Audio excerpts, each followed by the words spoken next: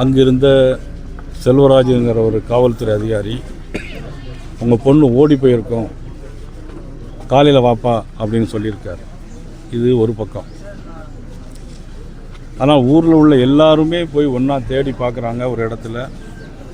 ஆனால் அந்த இடத்துல மறுநாள் குணமாக அந்த குழந்தை படுத்துருக்கு, குணமாக கிடக்கு. நான் கூட பல பேட்டிகளை சொன்னேன், இன்றைக்கி நிறைய துண்டு துண்டாக வெட்டிட்டாங்க அப்படின்னு சொன்னேன். அது தவறு. அந்த குழந்தையினுடைய உடம்பில் 22 காயங்கள் இருந்திருக்கு. 22 காயங்களிலும் 14 காயங்கள் சொல்லக்கூடாத இடங்கள் இருந்திருக்கு. 14 காயங்கள் சொல்லக்கூடாத இடத்துல நடந்திருக்கு. எவ்வளோ பெரிய கொடூரம்!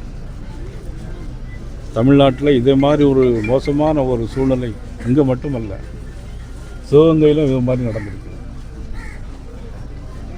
காவல்துறையிட போய் முறையிட போனால் காவல்துறை அதிகாரிகளே இப்படி சொன்னால் இந்த குறையை யாரிடம் போய் நான் முறையிட முடியும்? தமிழ்நாட்டில் காவல்துறை இருக்குதா இல்லையா என்கின்ற சூழ்நிலைக்கு மாறி போய்விட்டது.